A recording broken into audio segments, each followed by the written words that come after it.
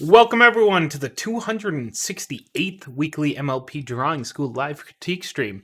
It's April 20th. Woo! Woo! It's the thing. Yeah, it's the day, the weed day. It's also my cat's birthday today. His name's Liam, and he's turning 3 years old. And he's a black cat, even though he has a little white spot on his tummy. Don't tell him; he still thinks he's a black cat. That's the identifying mark. The long one with the long neck. He's very long. He's the longest I've ever seen a cat. Well, no, that's not true. I've seen internet cats. Anyway, all right, ponies. Hi. Yeah. So we're gonna start from the bottom of the list here. We got Pixin Up joining us. Hello, welcome from Australia. Happy 21st. Next we have LD. Hi, I'm me. Following that is Q Pencil Case. That's me. And then there's an Alley Claw, who might also have 12 cats on her head.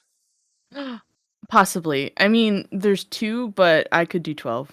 I'd be fine with that. Could you? Anyone know any mama cats that, are pregnant? I'll take that in. We'll make it 10. Would you actually want that, though? Like, that's a lot of litter boxes. Real talk, I would foster. I would not keep 10 cats, but if I would be okay with fostering. But you'd be good with 10 kittens, is what you're saying. I mean, I would also adore the old grandmas if they needed fostering, but yeah, kittens would be fun. I've always wanted to, get, a mama cat and then have to do the whole thing. Such low effort. Well, you could also just be the mama cat. There's a lot of shelters always need people for neonatal kitties. They're very difficult to take care for. I wish. There's, such specific rules around here. Anyway, ponies, cats. Cats are great, Ponies? but I got good news. Ponies are cats. Nice. So, as always, if you got horse art, please fire it towards us. If you got questions, ask away. And if you have any, cats you need fostered, just tell Ellie. Got this. I mean, don't tell my landlord, because my lease says I can only have 2 cats, but shh. Well, just be like, listen, I believe this is a what is it? Damn, my brain has just shut off. I believe this is a suggestion, not a requirement. And obviously it's 2 cats per person. Oh, this 10 extra cats, they aren't mine, they just wandered in. I'm holding them for a friend. They're not, Just wheel a guillotine into your living room, and then when they come by to do the inspection, they'll see that, and then you'll be like, by the way, I'm getting 10 cats, and they'll be like, okay. I keep having to remind myself that a guillotine isn't a paper cutter in all languages. It's that too, but yeah. I mean, if they don't let you have the 12 cats, you can always just eat them. Yeah. Yeah, yeah. Not the cats, the people. Not the cats, the landlord, yeah. Yeah. Okay. You can feed them to the cats. Because I was going to Go say, all cats Tiger King on it. They don't got much meat. No, I would not suggest eating cats. There's plenty of animals. In Guinea general, pigs. like raising carnivores for meat is not very efficient. No. All right, so let's go on our first picture then. First one is posted by Human1504. I'm starting to question if they're actually a human or if they're just trying to convince us. But they drew this Applejack in the top left-hand corner. Tried to draw a weird pose. I don't think the hooves look that good. And they gave us a reference and everything with a timestamp in it, which is, wow. Oh. Very fun. Let me look at the reference. Oh, I close read it. So, the main thing is just these shoulders and hooves. They don't not quite connected in the kind of way you're looking for. Yeah. So you've got the hips. This one is sort of very horizontal kind of a thing. These shoulders look like they're kind of very sort of angled in that direction. So like the body is kind of like twisting in that sort of way. So let's have this hoof be going out further, and then sort of almost like they're like have their have their hooves around something and turning something.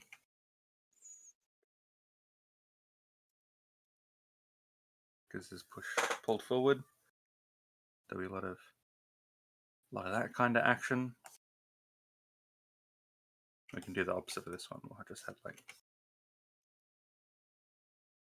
I don't know how hooves work. Hooves are the worst. But maybe something like that.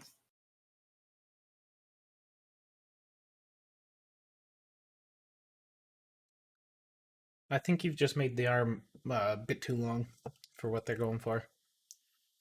Yeah, definitely could have. It happens. But Right. yeah, the idea of just adding in the shoulder just to give it that separation, I think that's all that was missing on theirs. I think a little dip down too, because looking at the reference itself, the arm dips a little more. Oh. Okay. Like both work. It's just depending on what how far you want the arm to reach out. If you're going for the exact reference, not it's Yeah.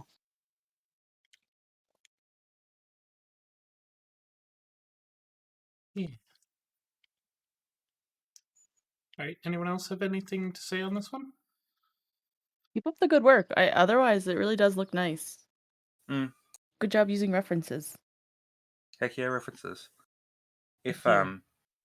if you want to look at something, to focus on something, at the end of the hooves, look at how those shapes are made. So for example, I've got this one here, and let me just switch over colors. I've got this bottom part, which is sort of the flat of the hoof, and then the top part, which sort of completes the sort of shape. And here, that part, this whole section is sort of the bottom of the hoof, and it goes up and around. Bottom of the hoof, it goes up. And up here on these ones, you've got sort of flat parts of the hoof, sort of the bottoms of the hoof. And looking at sort of how you can convey that direction can be really useful. Really make your sort of pose read more obviously.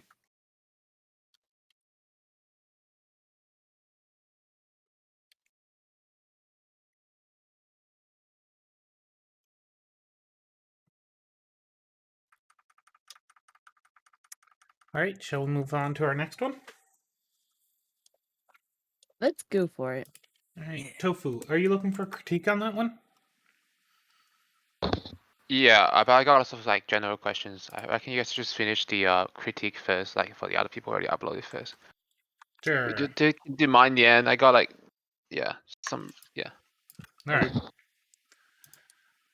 Next one then is by Owen Wild Cheshire Cat. First attempt at drawing an original character for MLP who was a villain. And I originally drew in August last year. Despite appearances, Maria is not a true alicorn. Is it the triple horn? Is that why? And the It's spiked evil. teeth and the bat wings. I could see Celestia having spiked teeth. She I did mean, have a Luna goth had phase. bat wings and she was still an alicorn. Yeah. Wait, Luna did? Is this in like the think so. books? I was thinking of the initial When she was Nightmare, Nightmare Moon, Moon. right? Didn't she have... Did she have bat wings or did she have normal wings? She definitely didn't have normal wings, but she had something. Yeah, for Nightmare Moon, she had bat wings. Yeah. Nightmare Moon is not an alicorn, confirmed. Oh, maybe Nightmare Moon actually has feathery wings. Holy cow. It's Oh. been a while. It's been ages. Just a few years. You Why know. didn't they give her bat wings? That would have made so much more sense. Oh, whatever. It's okay. I'm gonna go just fly to the US or Canada, I don't know where she lives, and go ask personally to learn fast. I'm sure that will go great. Canada, I think. Brilliant. Yeah, her underlings are bat ponies too, so it would just make more sense. Hmm. Anyway. Let's just discuss. Critique, what is it? We're doing how to make the horse show better. Stream. Yeah, there's my pen.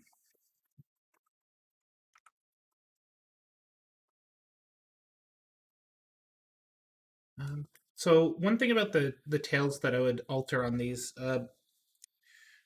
tails tend to, like, if we got a horse body, butt, legs, tails go out behind.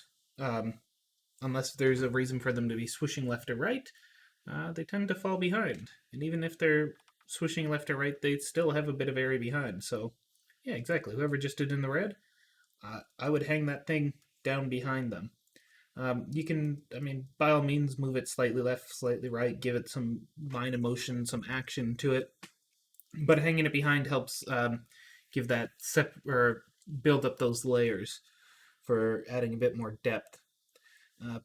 If they were both going the same direction, I could, it could be like wind or something, but because they are both going opposite directions, it feels a little off on that one.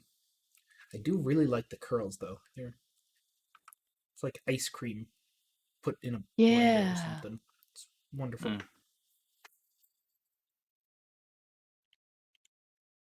It's hard to do sort of front facing and have it look proper, look nice, I guess, sort of thing. Especially because let me go into the other pony. Especially because of this, the muzzle is really hard. The muzzle is super hard and annoying from front. What I tend to do is I tend to sort of make this horizontal line sort of shorter, and then I just make the eyes larger. And that works for me. And that tends to create sort of a pretty decent kind of a balance in terms of the shapes of everything on the front of the face and that sort of stuff. But yeah.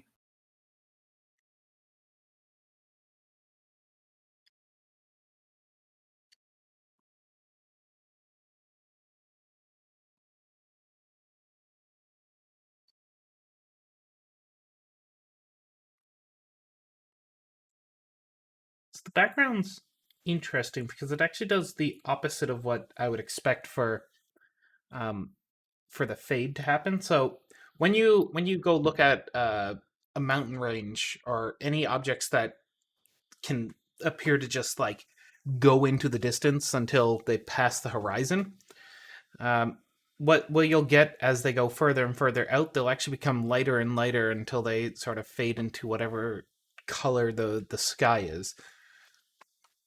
This is normal because there's water vapor in the air. You're not able to see all the way. There's also like, pollution and stuff. But anyway, you're not air actually distorts the light that's getting to you. So things get lighter. So instead of going darker, we should have actually flipped these two colors hanging here. If we're to take this lighter one, take it to the back, the darker one, bring it to the front, and fade as you go on them, it will really add to that instead of making it appear as though it's two massive brick, like two walls facing each other. It'll give it more of a mountain range feel. Also, breaking up the separation a bit here would help a lot more too.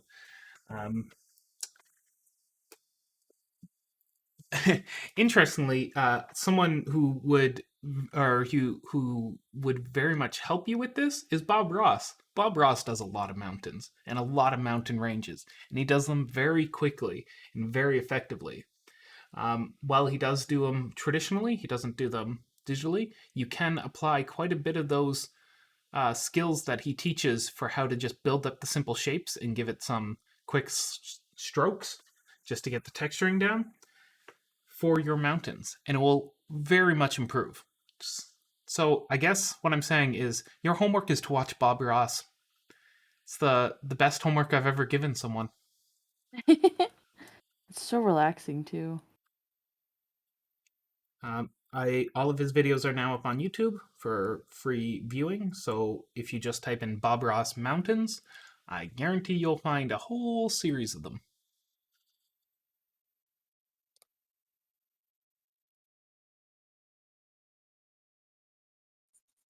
Yeah, this kind of an area, working out sort of the basic values of your background and stuff. This is an area where thumbnails are really good, which is just, if you look at this sort of section right here, or these sorts of things, they're just very small pictures that sort of represent your entire image. And so I can sort of come up here, try out different sort of coloring schemes, go from like light to slightly darker to slightly darker to, dark in the foreground to slightly lighter to slightly lighter, till like the background, the very background stuff is just, very light, whatever. And you can, from like, the little bit of a thing that I've done here, you can already sort of see it going into the background and all that sort of stuff.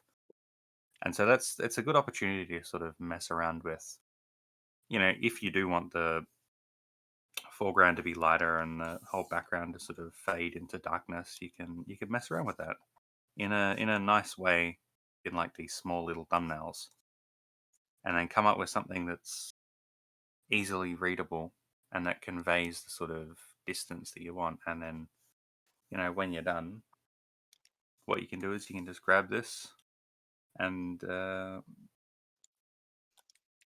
pull it, make it bigger, and then, make that fill up your entire canvas, and then draw over the top of it.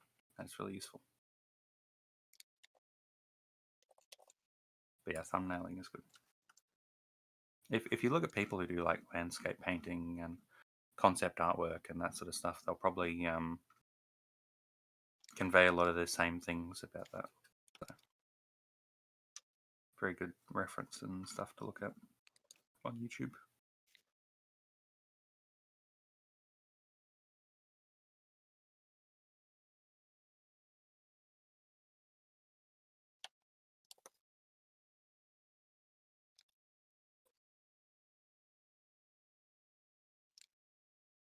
Yeah, I think otherwise this is really awesome. I love that you push yourself to do a background. I know it's very hard to do that. So keep that up. But otherwise, I think move on. Time to move on. Yeah. Yeah. Good stuff. All right. Let's move to our next one. Yeah. Awesome. Nice mountain. Whoop. I painted a mountain. Why are you climbing the mountain? Yep. Next one's another Applejack. We got a lot of Applejacks. Do not draw on Applejack with orange. It's my advice of the day. This one is by Attempted Apple Horse. Or, sorry, this is There's called no Attempted hat. Apple That's Horse. my It's by biggest Humuzar. critique. It's a silly pony from suffering from hat withdrawal. I don't think it's much of an They're in the improvement. chat. Are they? Whoa! I don't think Hello it's much there. improvement over my old post, but we're getting there slowly but surely, or so I hope. Mane looks pretty bad, but at least it's somewhat resembles AJ's mane, ha ha ha.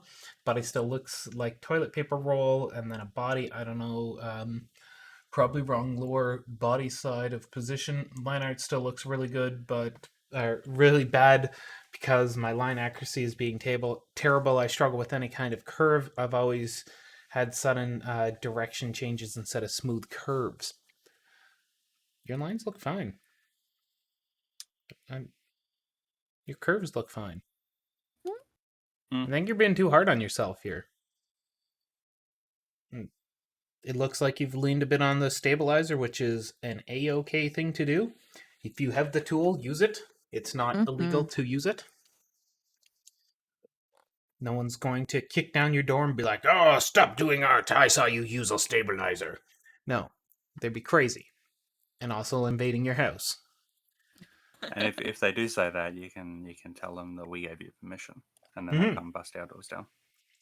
And we are the de facto law on this one. Yep. The body shape is a really interesting one. So you mentioned that yours is a bit of a let me go with red. Paper towel roll is how they describe it. Yeah. So boom boom boom. There's a few different ways to sort of go about it. You've got the someone here doing the sort of 2 circles kind of approach, and then sort of connecting them with this sort of bump up here. What works for me normally is I like a little bit of a having a almost the shape of like a wing that sort of goes in here, and then I just cut the end off, and then I end up with this sort of shape, and that tends to work for me. But there's 100 ways to do up the shape of the body, so I don't stress too much. Give a few different ones a shot and mess around with whatever one makes you happy. If it makes you happy. Yay.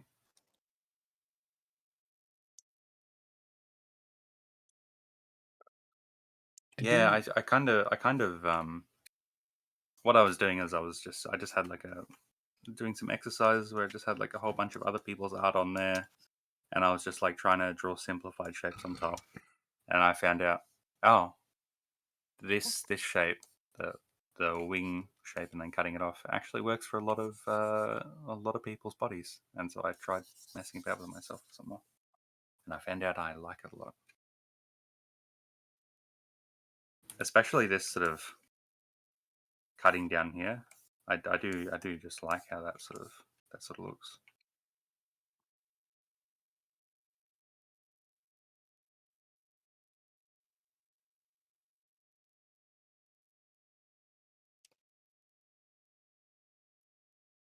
But that's all good. No stress. With the hawk, that's always a really interesting sort of place, because you can come down and then go out a lot, or only have like a small change here, but you can do whatever. I like keeping it a little bit more subtle.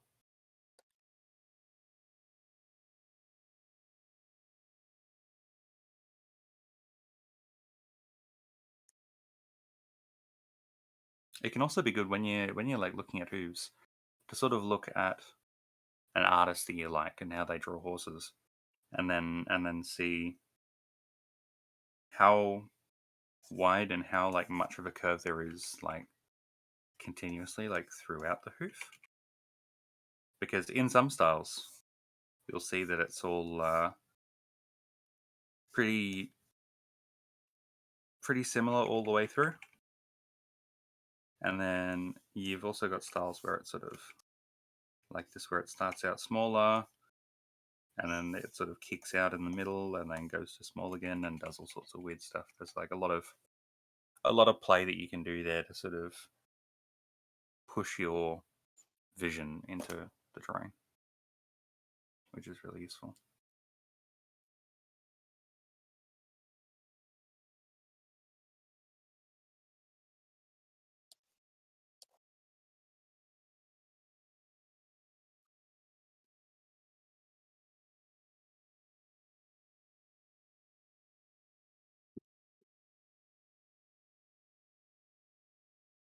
Got any more questions for us? Dang,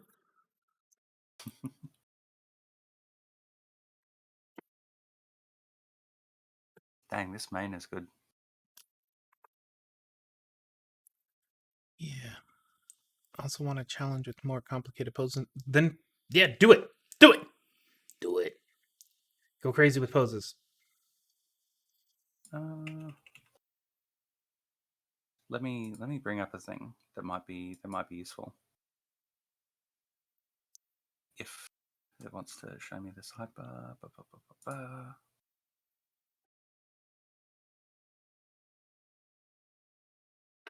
So we have this challenge in the subreddit challenge number 43.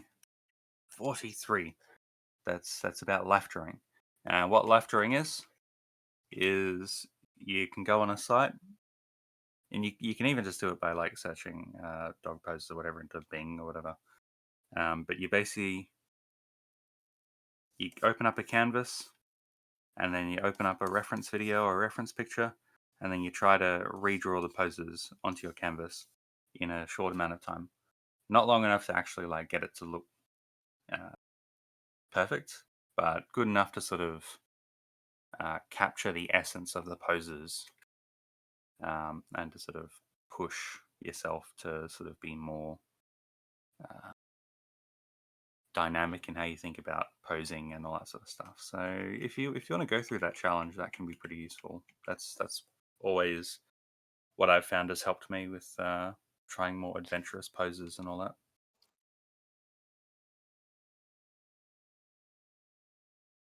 But that said, going on to Bing and just searching, cats jumping around, dogs jumping, dogs having fun, are always bring up some really useful reference pictures that I can, try to make into ponies. Mm-hmm. And it doesn't need to look good, doesn't need to look great. It can turn out awfully, but it doesn't really matter because you're still training yourself to sort of try out different poses and try out different new stuff.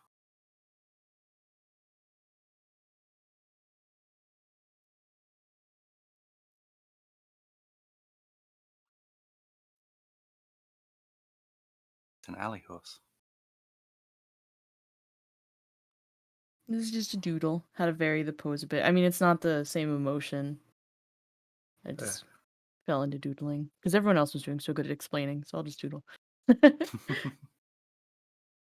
If you do want a way to sort of just make your poses look a little bit more interesting, just think about it in this kind of a way. So you've got the 2 front hooves, and you've got the 2 back hooves.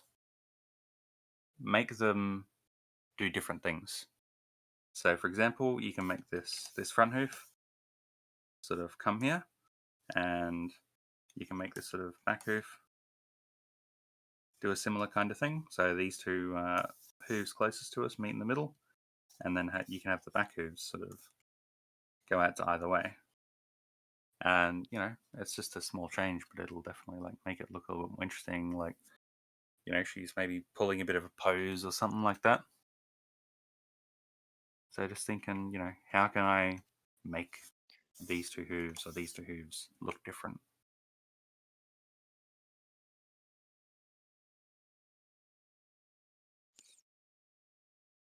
Yeah, I that problem is very common. Many people, no matter how they're good they are, feel that way about their work, and it's hard. It's something you can learn to overcome. Everyone's different though, so there's not a broad answer I can give. But go easy, be kind, go easy on yourself. Enjoy it, enjoy art. Because if you're doing art and not enjoying it, why are you doing art? Sometimes, it's especially if you're here to have fun. Let yourself have fun. There's absolutely nothing wrong with that. Mm. It's hard to sort of draw some stuff and for it to not look good. But that's kind of what you need to do when you're like learning things, especially when you're like trying out new poses and trying out this and trying out that.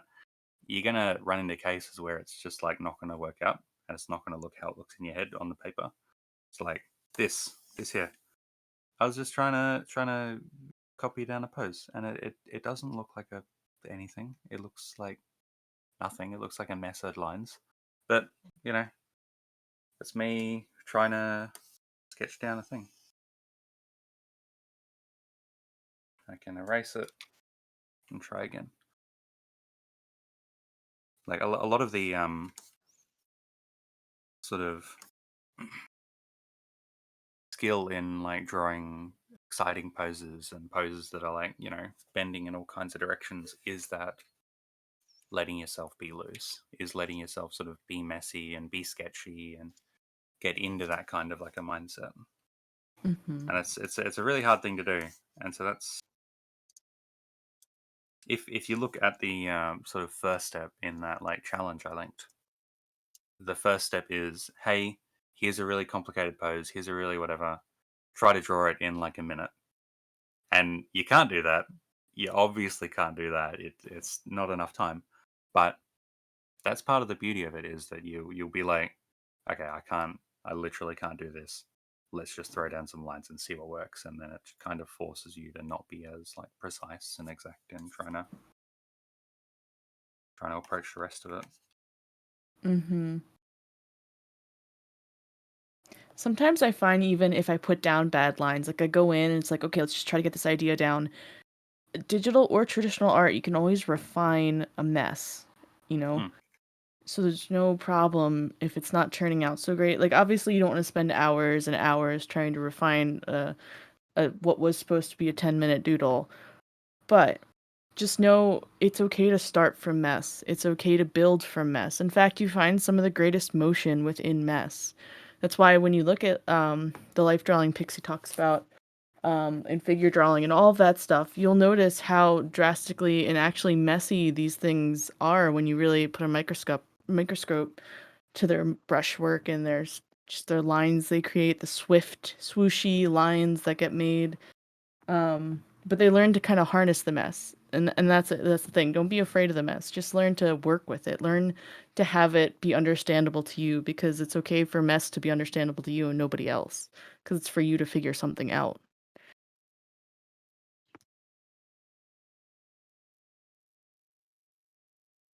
Yeah, exactly. Exactly what you've said.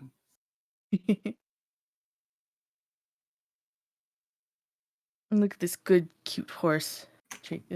Trixie? I'm assuming Trixie? No? It's some horse. A I horse. have no clue. It can be Trixie now. Boom boom. Alright, it's Boom. Trixie now. All right. Do you got But any yeah. further questions for us? Oh, sorry. No, that's all. I was just saying. Pixie drawing a good horse, and they're refining it. They're erasing as they're going slightly, just kind of slapping lines down, feeling what's right. And it comes together slowly but surely. But yeah, if there's any other questions, yes, be one with the mess. Be one with the mess. Mess is friend. Perfection is enemy. Mess is friend, etc. Mm-hmm. Mm-hmm.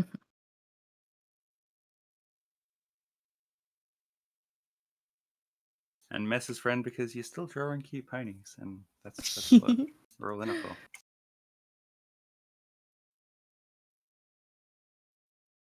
All right. Let's move to our next horse.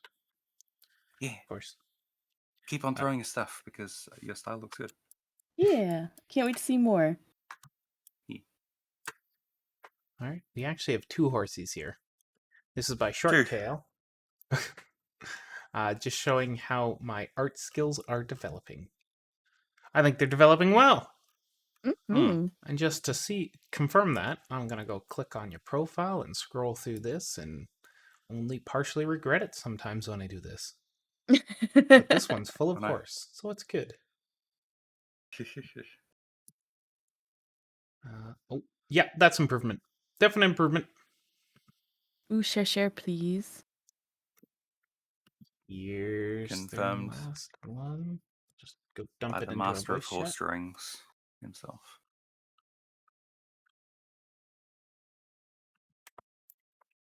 You're doing a good job. Good job. Mm. Seeing some better Oh, lines. We damn. now have color and shading. Like, things are looking good. And the faces have picked up a stylistic choice because, I mean, they're both the same sort of decision on how you wanted to shape those heads. Because you can see in your old pictures, you've done more MLP, and now it looks like you're diverting from that. I'm actually wondering, is that on purpose or is that, mistakes? I'm interested. Because if it's on purpose, cool. It reminds me a lot of like those sort of weird, I'm trying to remember the cartoons, like high-tuned ones. They're they're sort of off-putting in the changes of it. but it's used for visual reasons. Oh my god, my brain not working. Anyway, the reason is to like sort of draw your eye to it. It forces the person to spend more than a second staring at the picture. Because if something's fine, they'll only look at it for a second. But if there's a mistake in your title, like your spelling, they might actually respond. That sort of thing. I don't know if that was your goal, but it's a thing that you can do.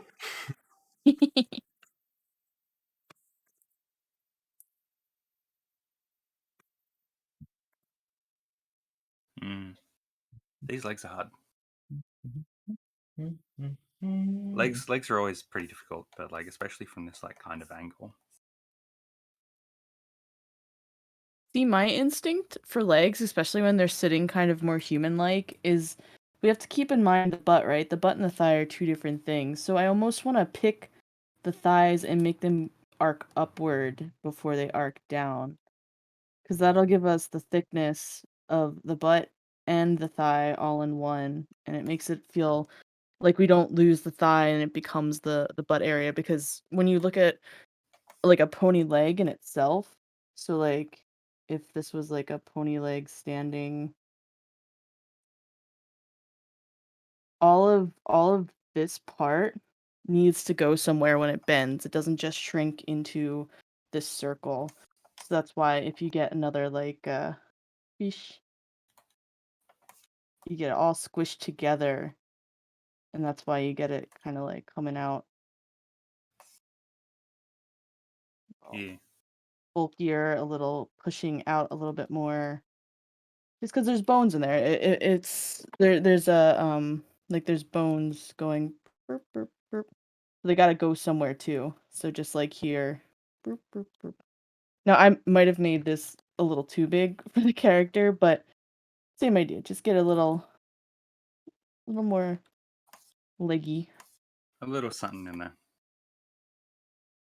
Oh, that makes sense.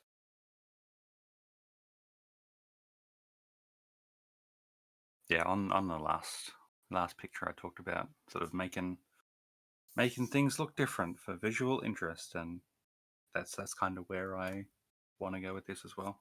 I'm having one come up and the other one go down. It doesn't look great, but it is more interesting. Stuff to play with. Lots of good stuff. It's a really nice pose too.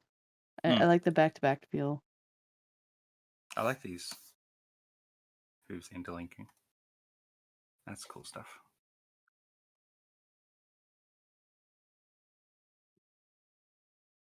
When you are coming at it from coming at this sort of pose from like a front facing thing, if you're like approaching it with sort of normal perspective, normal face shape and that sort of stuff, this eye is going to be fairly short. It's going to be like the same height, but it's just going to be shorter because the eyes are sort of facing the front and all that sort of thing. So that's kind of why I've done it in the way that I've done it so far. So let me just erase these.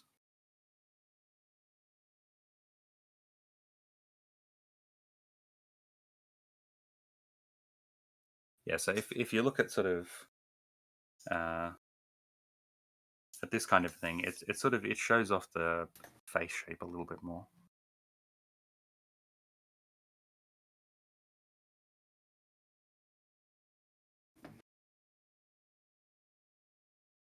It's always a challenge to try to find out how much forward or how much back to place everything. Mm-hmm. But as you keep messing around with it, you'll probably like find a nice bit of a middle ground or whatever.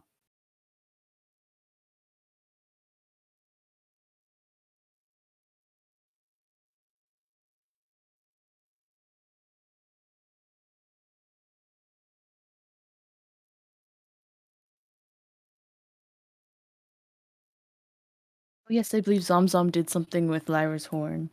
Oh, yes, sorry. Yeah, all I did is grab the horn and move it on down. The idea behind it is generally in MLP, they're at 45 degrees.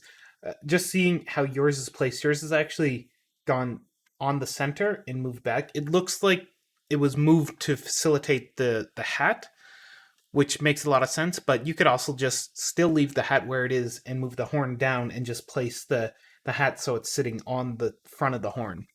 I do feel bad for for unicorns because horns would be very hard, or hats would be very hard to wear unless they're specially made. If you're getting specially made ones, they're probably going to be at a premium to cut a hole through them. Yep. Yeah. Yeah. You can mess around, and there's always a lot of like play with sort of exactly where you place horns, because you can go like anywhere from like boom to boom to boom to whatever kind of works. But it's just because it's like more vertical than sort of in this quadrant. I try and keep mine at 45 degrees just so I have something to reference it off of. But that's just my type of art. I tend to have mine like a little bit more front facing, but that's just me. That's just Weird. me. I reject it. Not allowed. All right, as shall we move on? one final sort of a thing, when you are like doing these sorts of like poses where the shoulders are sort of pulled back and all that sort of stuff, keep an eye on this part right here. So on this section and on this section, because the way that you sort of shape things there can like really change the impact of the pose and how it looks like things are twisting. So if I, for example, did this and had that hook going on that side, it'd make it look a little bit different than if I had it like there. So just play around with it, mess around with it, and keep an eye on that sort of area when you're doing these sorts of poses, because it can like really make a difference. Something art is play, have fun. Exactly. Have fun. Mess around. Exactly. Draw bad stuff and then draw good stuff. And everything in the middle. Exactly. All right, let's move on to our changeling here. Changeling. Woo. This one is by MLP Hero. I shaded in the character and weapons. Any tips on how to make the background look less flat?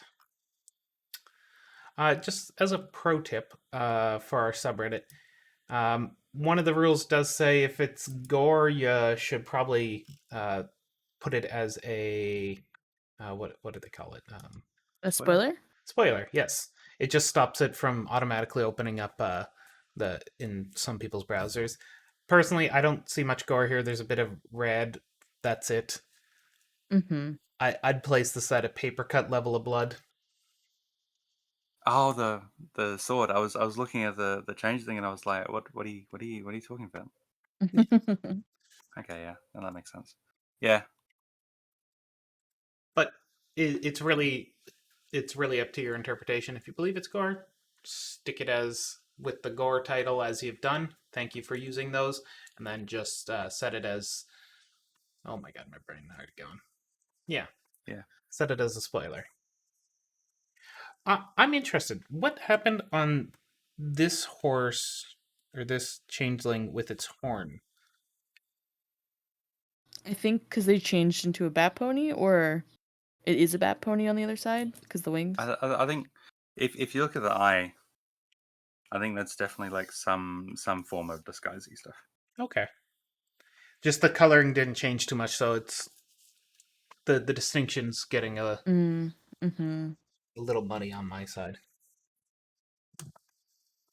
I'm also interested in your changeling, the horn. You've gone for a standard unicorn style horn where the changelings have that like double hook thing, right?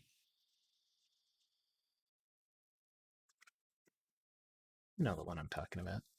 Yeah, they have like a little like sort of drop on the side. Yeah. And they cut Yeah, it cuts in does inside. a angry curve. So I'm I've interested. seen different versions. changeling forms don't seem like they have sort of a aesthetic, but not exactly like a cut, copy, paste style, like specific shape. That makes sense. Fair, yeah. No, I'm just actually looking through references because I haven't really considered it before, and yeah, totally. There's like 4 different ones I've found in this picture. Interesting. Well, now Unless I you're the know. leader. The leader gets to be a moose. A moose, yeah. Full of juice. So they were asking about the background and looking less flat. Best way to make something look less flat: give it depth. How do you give it depth? Layering. Lots of things in the foreground, midground, background. You can try and separate it into 3, or you can fade between them. What would I do here? I would add stuff between all of these. So you have your background here. Your chain looks like some type of field or wooden planks or something. Describe what's in this area. Is it a farmer's field? Is it a floor? I'm going to imagine it's a farmer's field. So you'd have trampled rocks and stuff. You'd get maybe a fallen tree, just destroyed tree stump hanging around here. You got the rest of the tree just falling out. Things like that can help give that allow you to quickly identify as things go further back. It helps set that. Without it, you do end up just getting a flat plane that they're staring at. Same for over here. We can see we have like a barbed wire fence hanging around here with some of those anti-tank blocking elements. Why not just throw a whole bunch up over here too? Like, let's just keep the barbed wire rolling.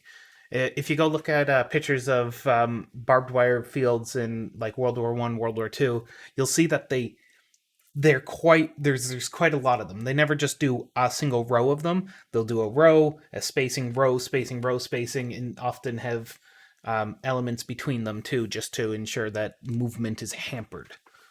So throwing up some barbed wire here, crooked fence pole, barbed wire haphazardly thrown around, rolling out through the background. We got some more fallen fence elements here, and then we even get closer, so they get a lot larger.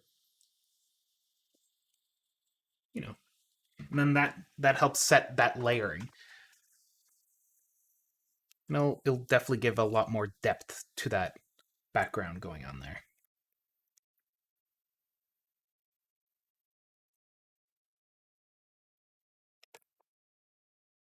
Anyone else have any other points on this one?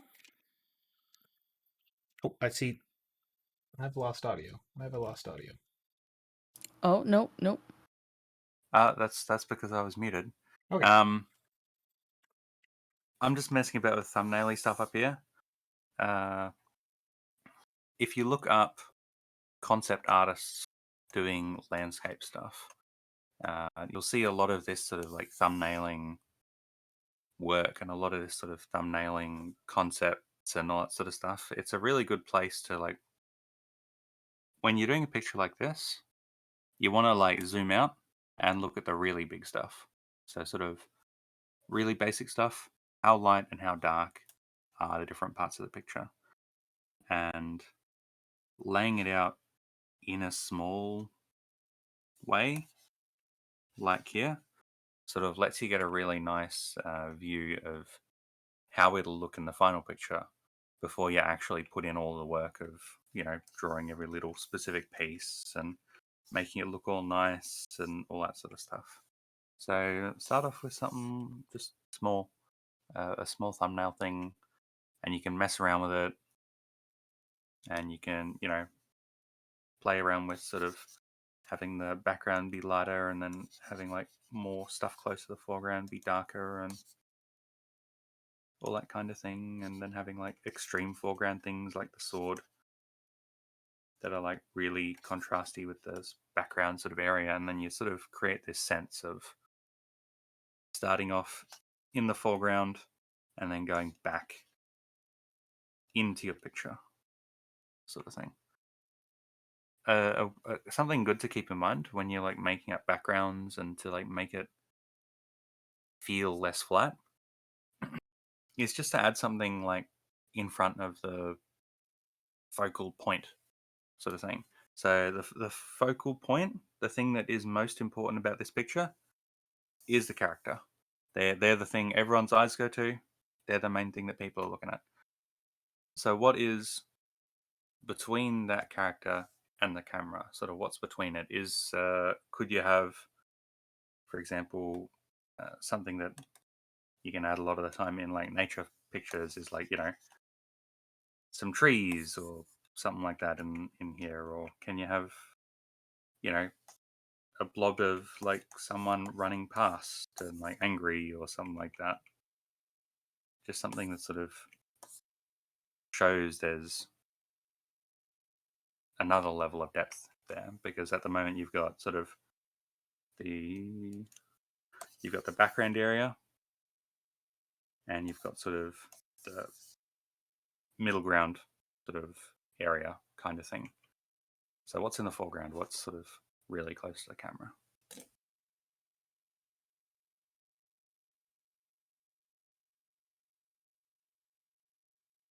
But yeah. Good picture.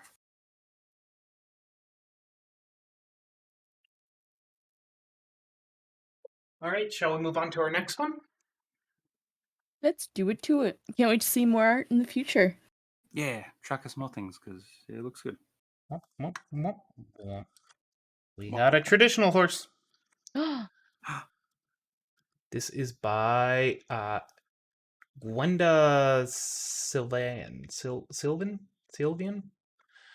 My persona Sky Feather. The Eurasian.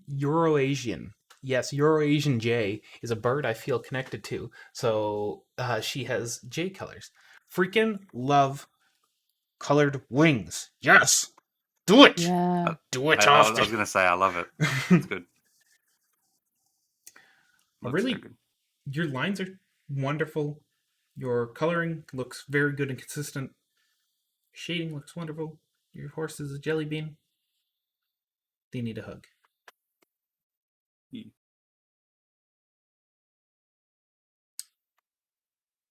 I do like these plants. These plants are fun. The plants are good. You can probably use a little bit more foreshortening, which is just sort of a fancy word that just means, you know, stuff's coming towards the camera, especially around this kind of an area. So what I'd probably do is sort of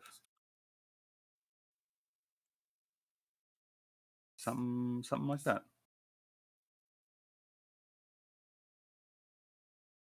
Because it looks like the body is kind of sort of twisting in this kind of direction away from the camera. And so you can sort of represent that by having these sorts of like curves.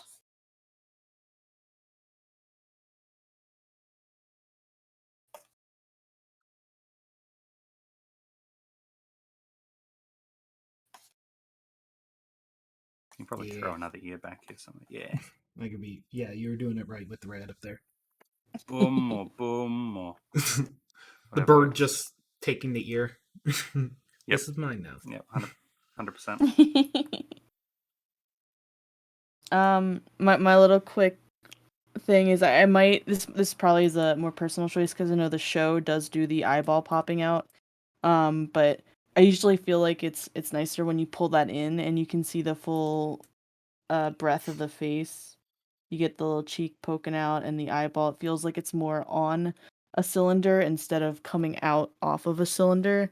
That's just one of those things that I feel suffers because the way Pony is animated in 2D Flash, they kind of they make adjustments in order to make it feel better for the animation. But usually when you take still frames, it's not the best looking in my opinion. That's why I just like tucking the eyeball in that way, because eyeballs don't tuck out, like they don't pop out that far. Otherwise, ponies would have big bulgy eyes, and I don't know how cute that would be. I mean, horses do, and they look adorable. Yeah, but not to the extent where they would like bubble out of the face. Okay, but what if we put an elephant eye on a horse? Oh god. Because that's what MLP is. Yeah, basically. No, but I get what you're saying. That it's weird when you have a medicine ball growing out the side of your head. Yeah, again, it's a personal thing. Plenty of show style people do it, but it could be something to consider, you know. In that way you get that nice form of the cheek and the little bit of the eyebrow bump sticking out at the top here. It's just a nice little form addition, and I think that could also really boost because you have such nice shading. It feels really nice in 3D, and you have like nice volumes going on. So like having the line art to support those volumes instead of doing something where MLP style, which is more tuned to the 2D sense. So if you push it to 3D and get those forms, and it's like, so good. But what if we Yeah. go to Good. 4D? Oh, Well, the fourth dimension is time, and we already have an animated series. it's fair. Yeah, Uh, something that this also does really nicely is it shows off the kind of curve of the head. Like you can see just like a little bit of a rough, weird example here, where it's like what we're trying to show is the sort of how the front of the head is sort of shaped, and having that be flat does it really nicely. I've also gone ahead and tucked the tail slightly behind the back leg, just because the horse is turned to just a bit. We'd be at the point where the tail's not quite fully exposed on left or right. So just tucking it behind will help give a bit of layering, and a bit of layering always gives some nice depth, as discussed in our last picture. Yeah. Also, I love this. I love the little bit of mane sticking out. Most Yeah. artists don't do that, and I always do it, and I love it, and I love seeing it, and keep on doing that. Looks good. I always like seeing it because I feel like it really frames the head and the neck in like in a way that you wouldn't get if it was just blank. Framed. It's been framed for murder?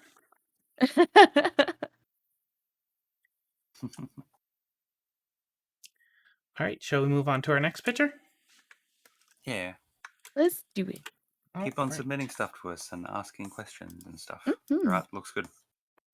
So we got this little boop horse from Popcarn 202. Day 6 posting, a pony I've drawn every day until I'm good. And I got stylistic today.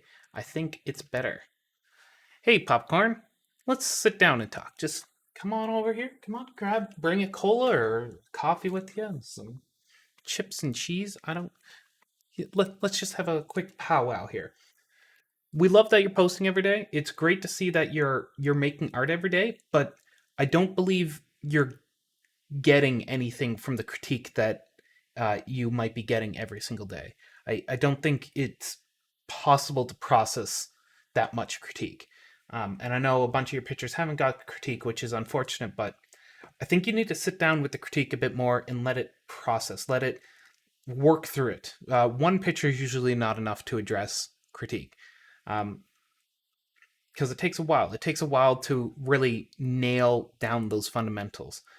So what I'm saying is, instead of posting every single day, create or take your pictures, make it a gallery, and post maybe once a week, maybe once every other week, and post it as a here's what I started with at this one, and here's my progression through. And then someone like us can take that and look through your progression and start picking out where maybe you're not. It doesn't seem like you're quite getting it, or something seems to be sticking out oddly to us that we can help you address a bit easier. And that's probably going to help both ways. It's going to keep the number of posts down in the subreddit, so it's easier to look for your type of post. It's not lost in the number of other posts that are hanging around, and it's going to help you also look over your pictures and address some of these issues yourself, which is one of the fundamentals for improving at art is being able to address the issues yourself. Mm-hmm. Because while we can help, we can only help to the extent that you're able to process these. And it takes time. It takes a lot of time. You say this is day 8, your sister's like day 53. It's a great start. We love that you're keeping it up, especially because if we look at your post history, yeah, you do have one for every time. That's incredible. Yeah. Most people have just like bailed at that point. So to reiterate, what I'd like to see you do is take your post and make it into a gallery and post either once a week or once every other week or once a month, whatever you feel is more appropriate to you actually progressing.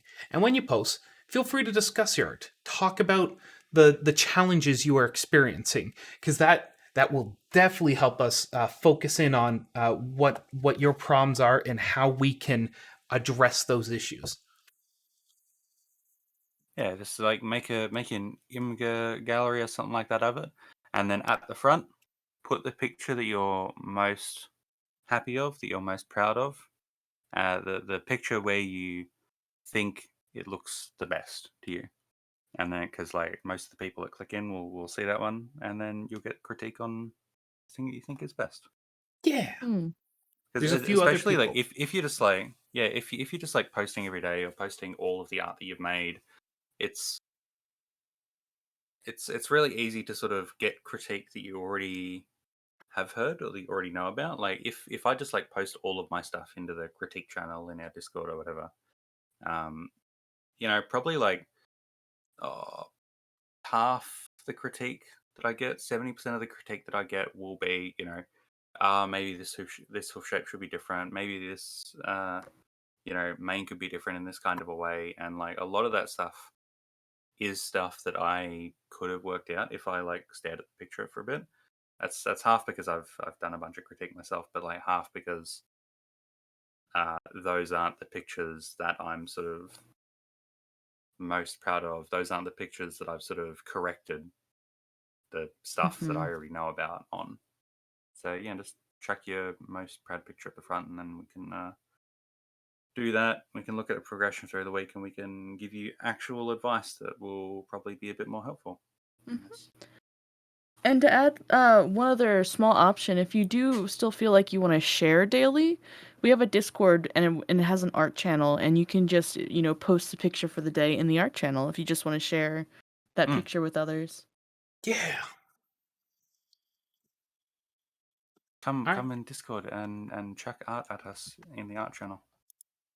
So now the next part I'd like to talk about is using references, because I believe this is uh, uh, a wonderfully useful skill to have in both uh, in all art, really, and in quite a few other things. Is grabbing from known sources and using them to expand your knowledge libraries. Yes, this sounds silly, but let's do this. So, what I do is I take screenshots from the show because it's a great source of information. It is one of the better references if you're going for show style because it's the show. You can also grab them from other artists if you have artists that you enjoy and you like their style and you want to grab elements from that. That is perfectly kosher and accepted and good to do. Do this. Build up your library of references. For me, for grabbing pictures from the show, I will throw it up on Netflix and just pause and take screenshots. It's great. I have probably a few gigs of pictures from it, semi-organized. It's now mostly unorganized, but I know what I'm looking for most of the time, at least for character references. It's a great thing to build up.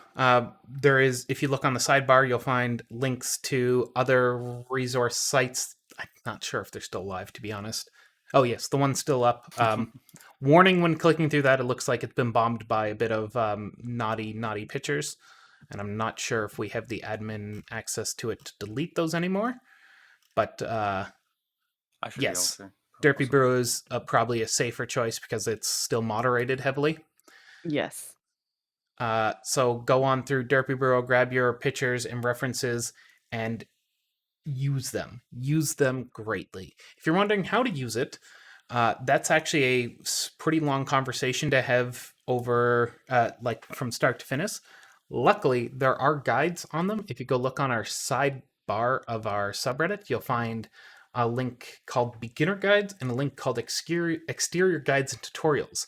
Under the Beginner Guides, you'll have under the basics, pony anatomy and undersketching, understanding references, measuring comparing. Those are 3 great ones to start working on. They're all written by our old mod. You might know him, View Raster. He's drawn a heck of a lot of art, very famous in the fandom for a very long time. Does some wonderful, wonderful art. Very good person to talk to and absorb his information from. So go check out his guides, link there, and work and start processing them. They will take a while, and it's not going to be instant improvement because, oh boy, is it a lot to take in. But honestly, go over them and work through them slowly. Just go through a few lines of them and try and work on that element. And then a few lines more and work on those. And it'll take more than one drawing each time. I can guarantee this, and I know this because I went through all this. That's why I'm here. It's because I went through all these and I sort of built up a library of information. And now I'm able to help other people, maybe. Yeah. So do it. Do it. That's my second homework for you. Go look through those guides and use them. And when you post next week, if you have questions about the guides, questions about your pictures, questions about any of those, feel free to ask. If you want to type out 10,000 word essay on all the questions you have, I'm not going to read it on the stream, but I will type out answers to you when I have a moment. Yeah. I hope that helps, because we love what you're doing and we want to see you succeed. We just want to see Yeah. you succeed in a way that we know works for most people. Yeah, if you look at like our old stuff, or you look at our full streams, or that sort of stuff, something that we'll say reasonably often is like, the show, and the show style aren't the best references, but for the kind of level that you're at, and the kind of thing that you're trying to do, right here, I think the most important thing is just to keep yourself motivated and keep drawing. And if you want to use references and also keep motivated and keep drawing, the show style like is perfect for you. So you can draw stuff off the show, 100%. Just go off, and then as you sort of go further in your artistic journey and go further in your artistic career, then you can mess around with like drawing stuff based off real horses or off cats and dogs and all sorts of animals and that sort of stuff. But for now, just show is good. Show has good horses in it, and you can steal those good horses and incorporate them into your own horses. Mm-hmm. Yay! Stealing stuff is good.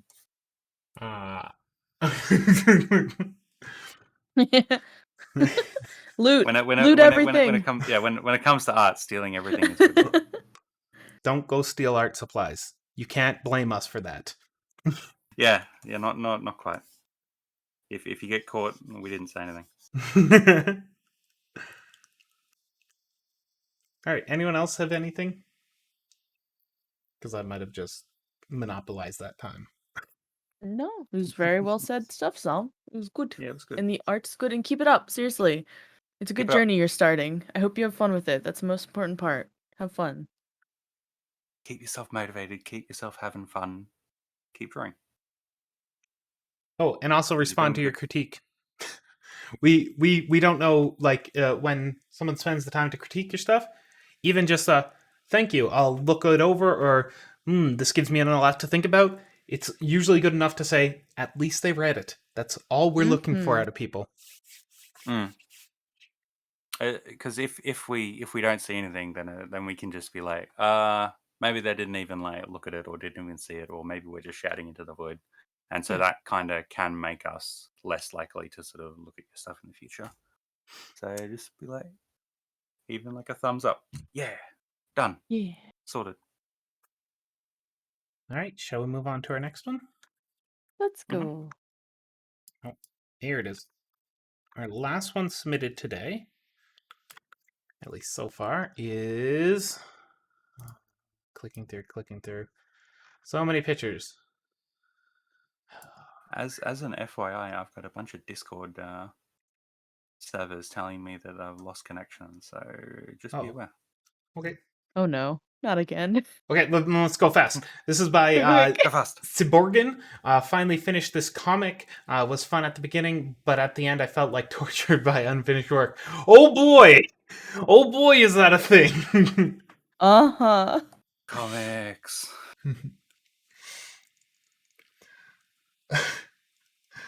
Yeah, I don't have an answer for how you can fix that either, because it's like it's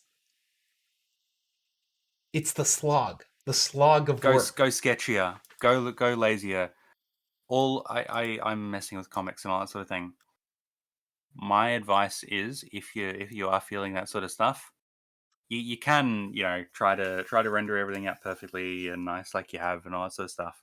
But the other side of that, what you can do is that you can just like all the while you're drawing, try to be lazy, try to be sketchy, try to be messy, but try to make that lazy, sketchy mess understandable.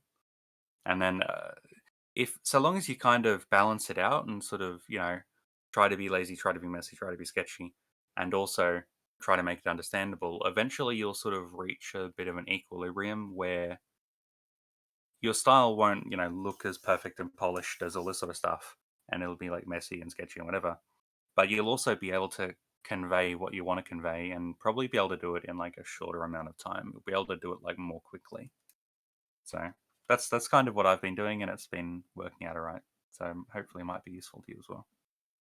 But this looks good. Yeah.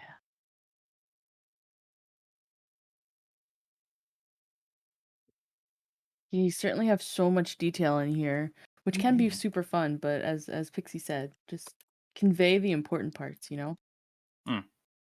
I'm really interested what this train's doing here. Is it traveling through time and space? Is it running into a wall? Did the train come through that portal the other way? Yeah, yes, no, yes, yes. Okay. As long as we're all established there. It's interesting. There's so much going on down here. I The expressions are really well done, I will say. All the expressions are super great. You can do yourself a favor. Anyone else who's watching this, I highly suggest clicking on or going to the subreddit and finding this image, because it's comical when you zoom in a bit more. You get a bit more detail than this stream's going to be able to share and impart on this one. Like even Twilight here has an expression going on, same as Celestia down in the bottom corner here. It's a fun picture. It's a very fun picture. A super fun picture to look at. So let's talk about focus and focal points and all that sort of stuff. So in this picture in particular, this panel right here, what are kind of the main things that you want people to look at? What are sort of the main things that are conveying story stuff to it? It looks like to me, you've got Trixie, and you've got Starlight. And those are probably the most important things in the picture. So how can we like keep people's attention on this area and keep it out of the other areas? And one of the ways you can do it, let me just like get a softer brush, lower opacity. Let me just like fade everything out back here. Fade it to dark colors. Fade it to like grayish sort of tones and all that sort of stuff, and make it sort of all blend together a little bit more. So it's a little bit sort of less understandable. It's all a little bit less recognizable. Everything sort of just goes together a little bit more. Get a bigger brush. Opacity, bigger brush.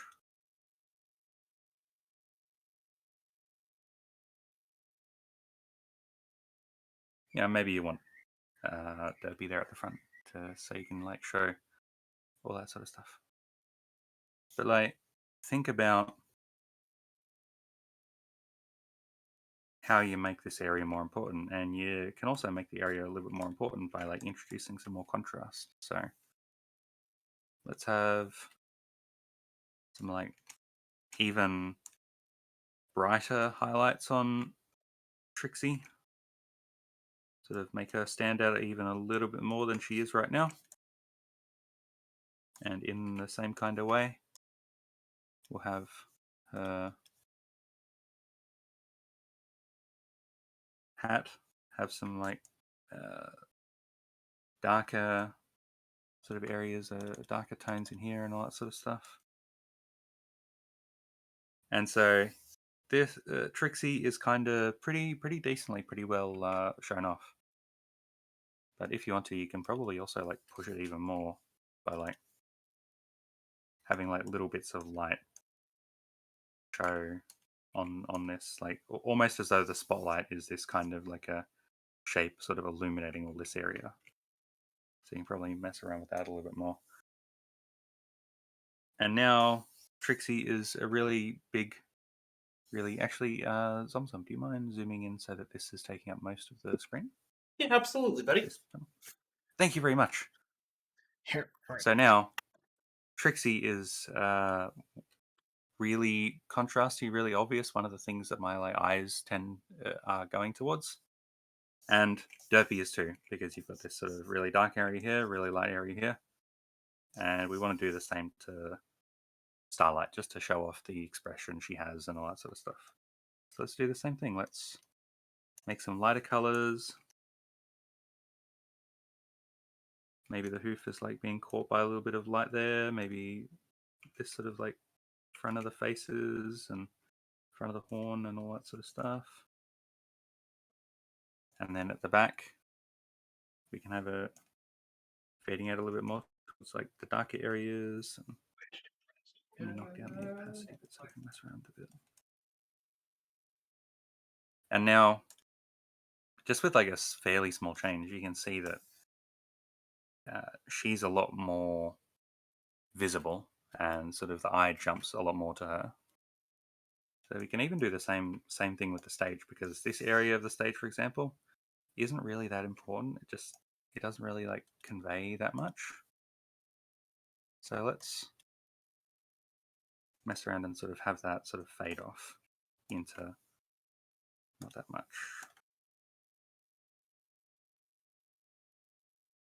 That area isn't too important. This area probably isn't as important as well. Fade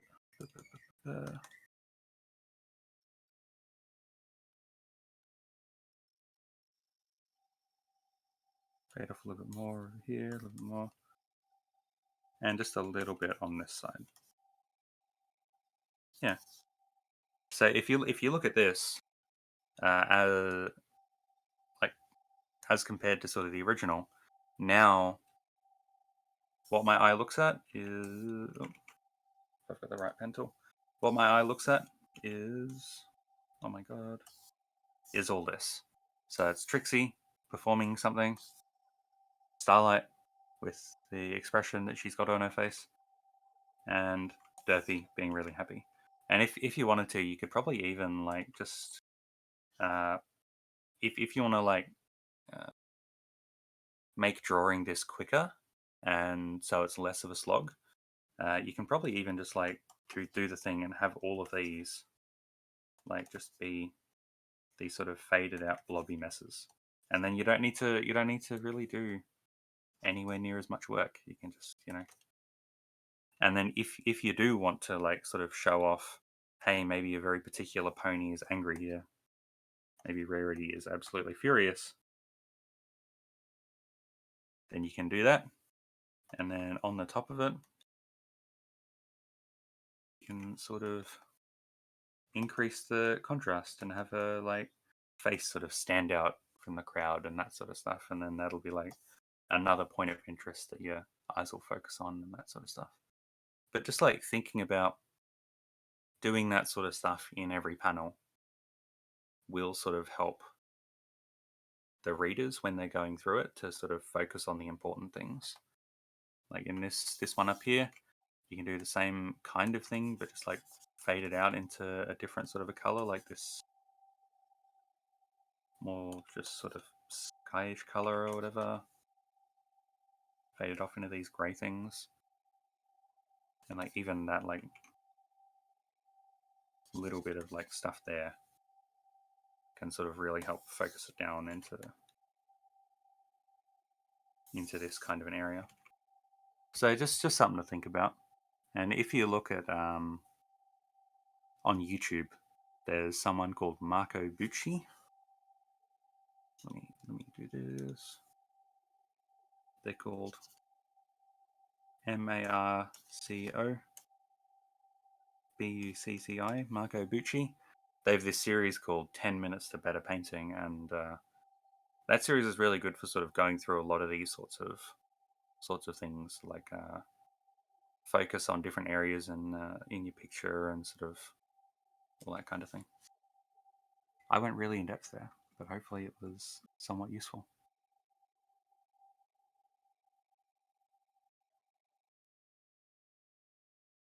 Hicks, I don't know how you keep coming up with all these people. Like, is your when you scroll through your YouTube suggestions, is it just like a smattering of It's artists? a mess. It's a mess. But I do spend too much time on YouTube, so I sometimes find important people on there, people who are useful to me. Well, it's much better than watching someone floss for 2 hours straight. Is there a That's story the behind weekend. this? That's No, the it just weekend, sounds like Richard. something I'd find on YouTube. Then there's the 10-hour remix, right? Yeah. All right. Yeah, this looks good. Good picture. Good picture. Throw us more things. Does anyone else have any other art they'd like to throw at our faces? Any other questions they'd like to ask? Tofu? Tofu. Do you want to chuck Lulu's the tofu. picture onto stream? Perhaps we have lost them. They are gone forever to the wind. That is a shame. Oh no, they said thanks. 5 minutes ago. We could at them.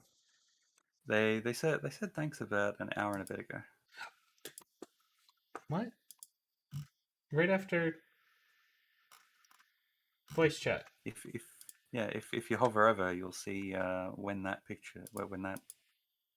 message was sent, and it was at the same time the picture was posted. Oh, I was scrolled up to their original posting of the picture. My bad. There he is. Okay. I forgot that time had passed since. Yeah, I don't know who allows this time to pass. I don't know. I think we need to go and beat them up. They're being mean. Time and space adventure. Yeah.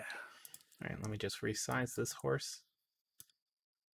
Also, dang, these are some good drawings. Oh, thank you. I'm just doodling. I'm trying to be better about being messy. Because while I preach the mess, sometimes my brain's like, think too hard about everything. Because, yeah, sure, let's do that. Let's think too hard. Let's do it. Your mind's telling me, but your body... like that?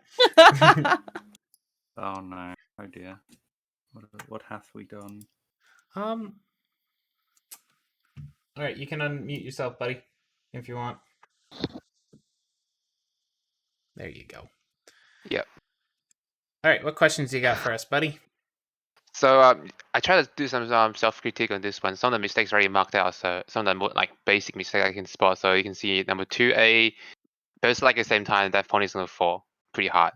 And yeah, but there's sort of thing. If you look into the circle area that I'm circling out, there's just like some tiny awkward stuff that's going on. I'm just not too sure how to fix them. And biggest problem here is the 4A and 3B. For 3B, just that, I don't know why. After I tried to do this anatomy thing, the standing pose just looks really weird, especially when you're like standing on the side of it, which is supposed to be like the most easy stuff, right? But I don't know why I just kept messing this up. And on 4A, the problem is that I don't know how that forearm would work in that angle. So I'm just really confused because I wasn't because I wasn't using reference, right? For the number 4 one, you're not supposed to use any reference. I'm just like trying to draw in my head, and just like my head is just empty. So yeah. Yeah, that's So part of that exercisey stuff. and for 2B, the problem was that that's the thing that I want to ask you guys as well, is the body rotation. So sometimes I always draw the chest facing one way, and then sometimes just somehow the bottom is facing the other way, and it looks really weird. And I have to go back and erase everything and just redo everything. I was just like, how do you guys use base shapes to build up the pony's body? Because I don't think the one I'm currently using is useful. As in, recognizing the angle of the body, like frontward facing of the body that much, yeah. With the hooves on 4A, I think sort of the main issue there is just that there's a lot of foreshortening, which is just there's a lot of stuff that is like fairly close to the camera or angled towards the camera, and so it just gets distorted a whole lot. And honestly, I think kind of that just sort of takes time sometimes. Mm-hmm. Doing the boxes and all that sort of stuff you're doing can be like really useful. Yeah. Honestly, something that I like to do is I like to pick up like real physical objects. So, for example, I've got a little squarish sort of watercolor tin, and I can just like close one eye and then just like stare at it and rotate it and look at like how the different angles of it and the different planes of it and that sort of stuff are distorted when it like gets in different places and that sort of thing. That can be sometimes useful. I see. Yeah, honestly, I think that's something that just takes a bit of time. So don't stress out too much, because I think that'll just come with like looking at more art and all that. Okay, yeah, I see. I almost wanna put forth. So you had a lot of individual questions here about this piece. I almost want to ask you, what's one question you want to ask to improve on? Like, what's something, if you can consist it up to one question, what would you want to ask or need help with? I think all this concludes back to the 3D space, right? Because you gotta understand what the 3D form of the pony is, and then rotate them in angle. What would that for sure be? So it's always come down to 3D space. That's what I'm trying to do with Drawbox, but Drawbox, you're gonna take a bit while after I finish that 250 boxes. So yeah, so it's 3D space. I think that's like the conclusion, right? You can see all these questions got something to do with the 3D space, the frontward facing chest, the foreshortening of the legs. Yeah, like I just said. Sorry, I'm just repeating myself. How That's all how right. do you improve your spatial awareness? Oh, good question. I'm thinking. I don't know. I think That's kind of probably the art term way of like phrasing that question. Yeah, I think doing this practicing actually helps a lot, because it actually pushed me to do more to put more forms and stuff. I think that helps, but I just want to find maybe something new to do as well. So just to keep it up, but I got lots of stuff queued up, so so I got like poses to do. Yeah, so I'm not too sure like how can I maybe learn that better. But I think this particular challenge really helps. So you break down the form in the first place, and then you slowly trying to do that from your head. I think that helps. But I think it maybe just takes time. I don't know. Or is there any other practice you guys recommend me to do to get this better? Or is like something like the thing I do with the head angles, where I just draw like 10 like a dozen poses at different angles. That's gonna be challenging. So I personally feel it's understanding 3D space is, while partially something you learn through drawing, it's also very much an observation skill and like an information retaining skill almost. Understanding what you need to do to turn something, right? It's about observing and understanding, like for the barrel of a chest of a horse, we can use ponies use balls, and we need to understand the 3D-ness of that ball. So learning and observing how that ball can twist in space, taking the time to really get comfortable with the idea of twisting different shapes. Like the Drawbox stuff really, really plays an important part here in understanding just the 3D form to help with all of these really complex, voluminous poses that, you spin the horse body several different ways. It's a thinker. Art's very much a thought complicated process, as much as people don't really think about that, ironically. But it does. It takes a lot of thought power. That's why, like, creative jobs, they are tiring in their own way. It takes a lot of concentration, a lot of understanding what you're doing, and a lot of questioning what you're doing to figure things out. It's like constantly trying to solve a puzzle. Never stops. That's all you're doing the entire time, is solving the puzzle of how to put X thing on piece of paper. So, like, while all these, like, great exercises you're doing, they're great, first of all, but maybe taking one slower, like taking it slower and trying to understand why it's working. Instead of erasing and drawing again, draw next to it.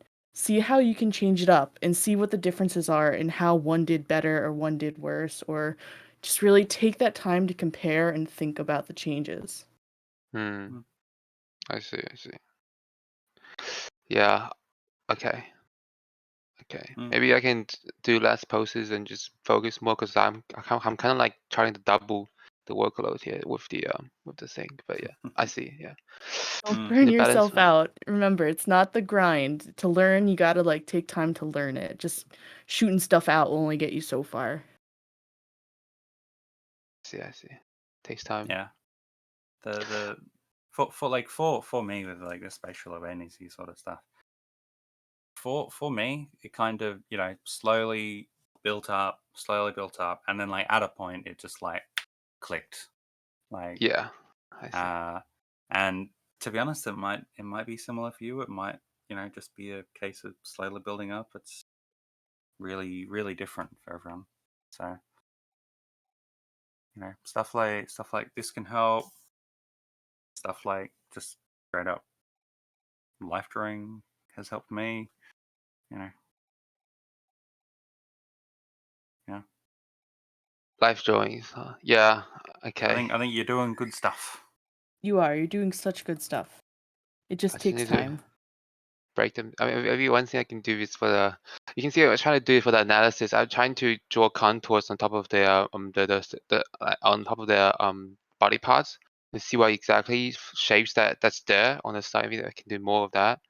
I don't know. Just yeah. I guess like you Are guys they said, helping just you?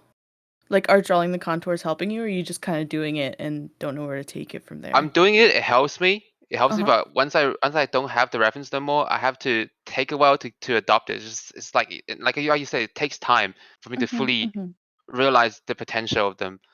It does help for me to see, oh wow, so that's how it goes. But sometimes the shading is like, sometimes you really have to just head canon it, like imagine that stuff out, because like the shading don't show them sometimes, so you have to Yeah. So yeah, I just like I can, it's useful, but I can't fully appreciate them yet, because like I said, like you guys just said, it takes time, it takes practice to think about that 3D space more precisely. Yeah, especially the It 3D might, space. Yeah, go ahead. and it's okay. It might also help to know that usually this challenge is to be done like with a full piece and slowly. Like, it doesn't need to be grinded out every day. Like when someone does a study, they do like a master study is usually when they copy, an old master's work, but you can do a study with anything you want to learn something from. But they try to complete the piece like front to back, like draw the piece, color the piece, everything. You're making like a duplicate of that piece. And that really like takes the time. You have to like spend time with it, right? To complete the piece from start to finish in each step. So maybe I know you want to do other stuff, but also just know that this exercise was also more intended for like a slower build up process than not just sketches all like I don't know. It's fine what you're doing too, I guess, but also the way this was taught was more for full Right. pictures. I see. That's actually fun though, because I one of the things that I realized after I start doing this, because first of all, uni is really busy, so I don't really have much time. So I've been just doing poses. I haven't been coloring. I have been coloring them in, but I haven't been doing shading. So I think that's a good thing. I can just, like you said, trim down half the poses, and then we just find a good pose, good study, and actually color and shade them in, and just see how it works. But I'm just another thing, like you said, copying. Are you saying that I have to copy the work in the first one as well, like the first analysis one, just copy the full one down? So say There's not any pieces on the screen. Like this art over to the side here, we can only see the legs, but it's fine. You're gonna need to recreate what you see in your own way. You have to figure out how you can make that appear on, like how you can reproduce that. So it's like trying to get this is point B and this blank space is point A. You need to figure out how to put point B here without just copy pasting this image. If that Okay. clears it up. If I may, it sounds like you're under a lot of stress because you're wanting to improve as fast as possible. I think you just need to take a deep breath and just take your time and enjoy what you're doing. You're gonna burn yourself out if you just keep ramming against it and just keep pounding like this work through. It's not a healthy way to do it for most people, especially I see. because you said you're in uni. You're going to be under a lot of stress of exams and all the assignments and the heap of work that you'll constantly be getting. So deep breath. Let it take the time it's going to take. Yes, it's going to it's because now you're going to be spending 6 or so hours a day on schooling. It's you're going to be worn out. You're going to be tired. You're not going to have as much time to do it, and that's fine. That's unfortunate reality. But if you Yeah. keep just bashing your face against the tablet and hoping that art gets out, you're just going to end up breaking yourself doing it. Okay. Okay. So I see. what I'm saying is, don't burn yourself out. Yep. Yep. Okay. Yeah. Okay. So one other reason I do this is because like I have this really bad problem with stagnation. So when I come to uni work, I just like I'll do it in like 5 minutes and just like forever 5 minutes. It's just like that's why I want myself to to do these practices so I can at least get joining done. I can't just keep saying to myself, too tired right now. Let's do it another 5 minutes. Let's watch another YouTube video.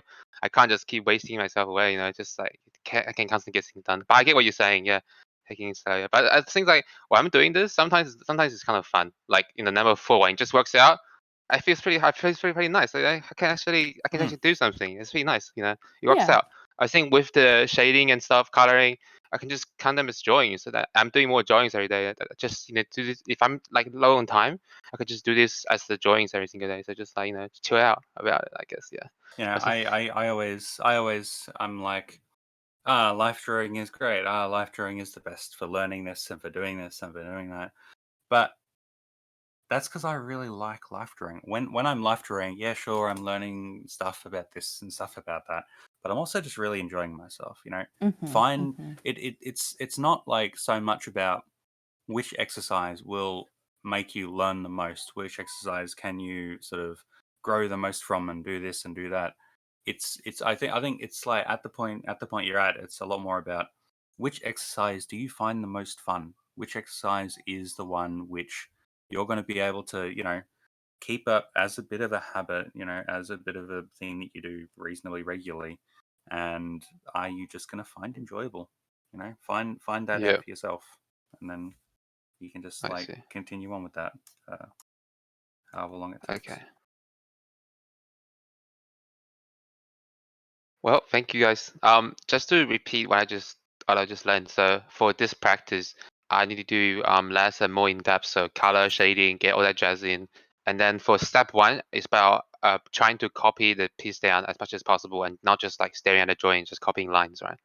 That's what we were saying for step 1, and step 2, step 3, step 4 is still the same. Like step 2, you just use the drawing as a reference to draw, another one. Step 3 is using number 2 as a reference, draw another one. And step 4 is like for my head. Am I correct? I, Or I, no? I think like for what you've done for like this 1, 2, 3, 4, I think what you've done here is pretty good. That's all right. What we're kind of talking about with the trying to replicate something as sort of what is called a master study. It's another thing. Okay, cool. That's like a master study is kind of where you like look at an existing picture, and Yep. then you go through every single step to try to create your own replica of that as closely as possible, and that trains a bunch of different areas. And then, Okay. or you can just do like a normal study where Okay. you like which is probably like what I'd class that as. which is just like where you look at an original picture, and then you just try to break it down in different ways. Break it down in like simple shapes, draw some contours over it. Maybe maybe you're interested in colors and you want to like pull out different colors and understand how they work together and all that sort of stuff. So Yep. Okay. it's a really sort of a wide range of terms for different stuff. But yeah. Okay. For the master study, accuracy is about learning. It's not about accuracy, right? Because it's just trying to get So that mindset, right? it's learning through getting it to be as close as possible. Don't let it absorb you. If you feel like it's absorbing you in a negative way, step back from it, but it is about trying to recreate it as close as possible because you're trying to learn what they did. Yep. Okay. Mm. I see. Yeah. That's I'm on trying the to wrong learn way to get back how to. did they draw this? How did they draw what that? steps did they go through to get this picture? I Like, see.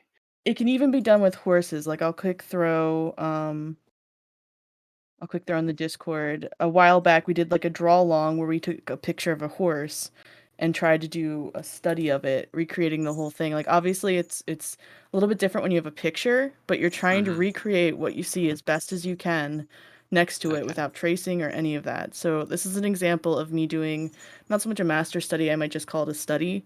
Right. But the idea still applies. You're trying to capture everything in the image. You're trying to recreate it with Okay. color, lighting, all of it. Can I make my fun tweak to it, or just don't do it? Don't bother. Just Have fun. master Have study. fun. Have No, fun. anything that have Okay. fun. That's number one. Okay. Don't That sounds burn pretty fun. yourself That sounds out. pretty fun. It sounds pretty fun to try out. Interesting. So yeah, okay. Okay. That sounds pretty interesting to try out. Because I don't want to get back to there's one phase that I go through. It's like, oh, this line is not exactly right. Oh, just copy the line over, and just like that's stupid because like it doesn't no, that's not how you study, right? That's just copying line down. That doesn't help at all. So yeah, I think I just need to be more aware of that as well. Yeah. Okay. Cool. Find whatever exercise gives you the most joy and makes you the most fun, makes you the most happy. And then you can and Yeah, then you okay. can do that exercise as much as you want to, and you'll probably still keep finding it fun. Yeah. Okay. That's going to be your long-term success. I see. By the way, just another side thing. You guys talk about the document written by a previous mod before. Do you know where it is? The documents that someone has Yeah. mentioned. It's on our go to our subreddit and you'll find a Subreddit? link Okay. called Beginner Guides, and there's a bunch Okay. posted up there. I'll read that through. Just have a look. That sounds pretty cool. Yeah, there's a lot of really cool guides and stuff on our subreddit, written by really cool artists from years past, many years I past. see. Long time ago. Luckily, all of it still stands. Beginner's guide. Yes, I see. Lovely. Nice. Wow, there's a lot of guys there. Damn, beautiful. One at a time, though. Don't try to do them all in one day. Yeah. No, I don't have time to do them all in one day anymore. To be honest. Not anymore. That's what happens when the place has been running since the show aired. How long? 11 years ago? 10 years 11 ago? years, yeah. 11 years ago. So long. Crazy. It's always crazy, like when I'm like looking back in the challenges and I'm adding to them and all that sort of stuff, and I'm like, oh, this was posted in 2011. Jesus, that's 10 years ago. What the hell? Crazy. All right. Anyone else have any other questions? Any other comments? Any other art they'd like critiqued?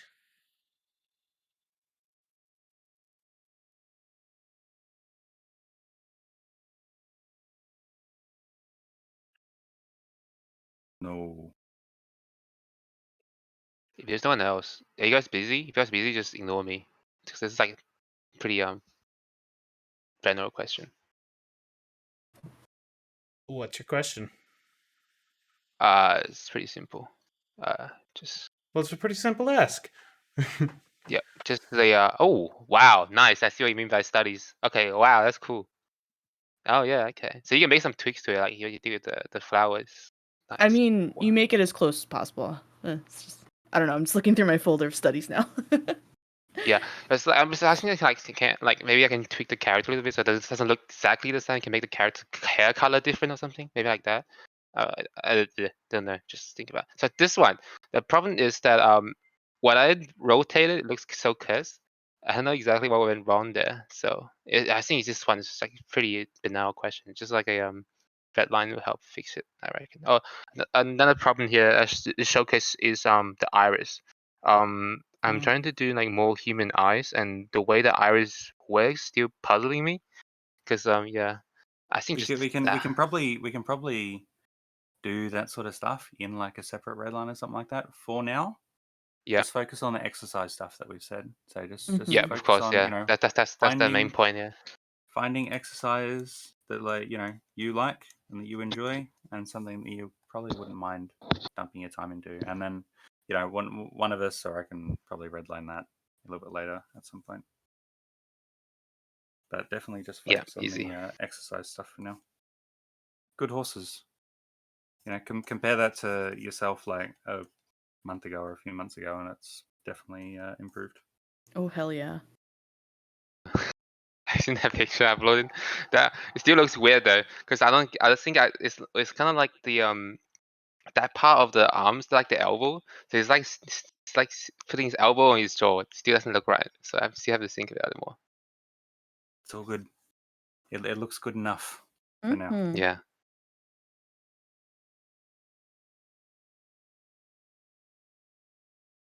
Thanks to you guys as well. You guys really helped me a lot, to be honest.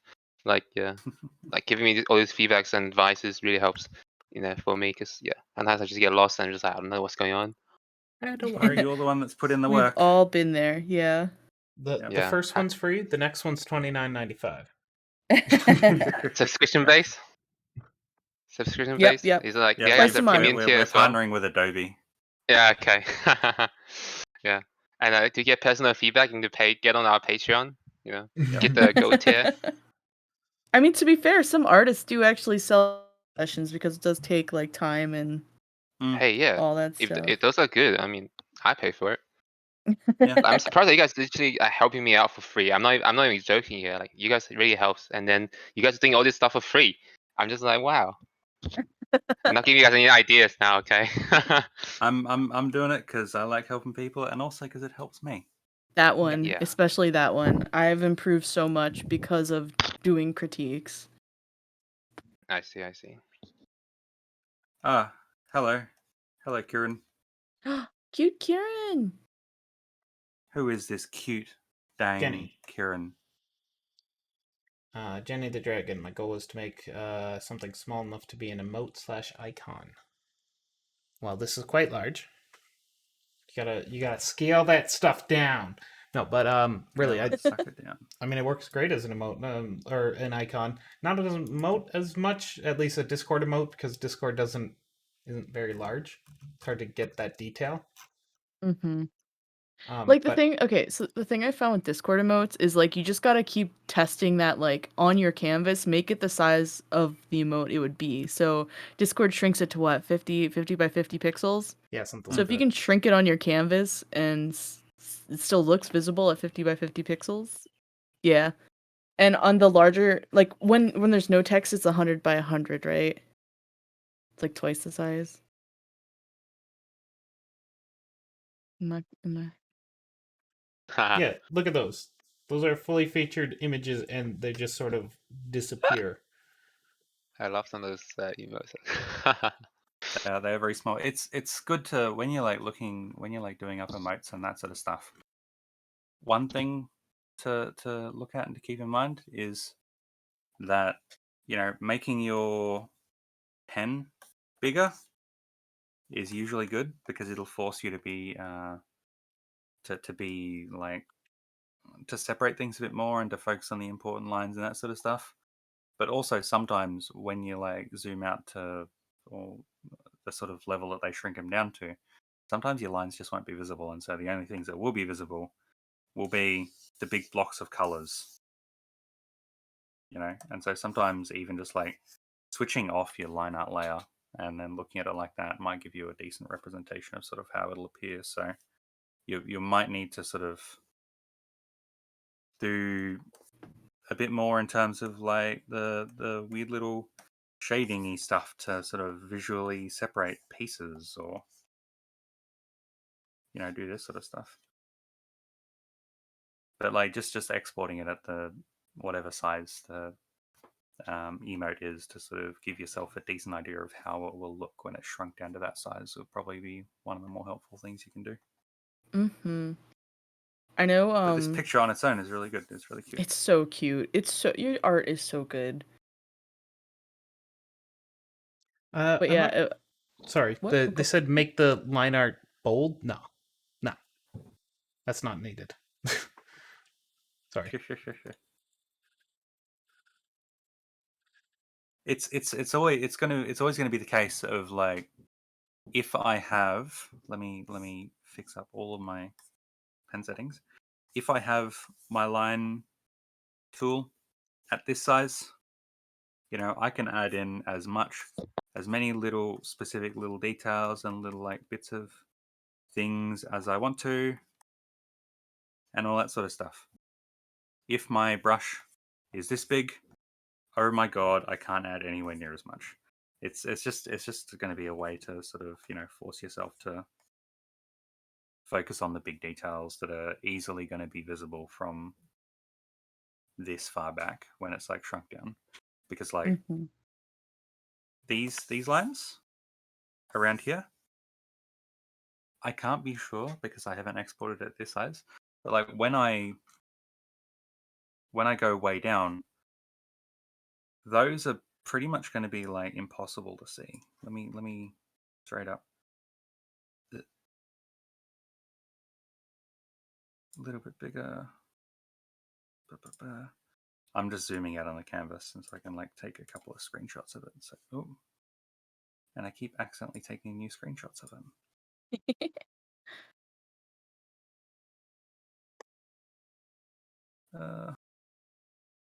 So at this size, those lines aren't really going to be too visible outside of a couple of like aliased, anti-alias sort of pixels. Whereas, let me do an example.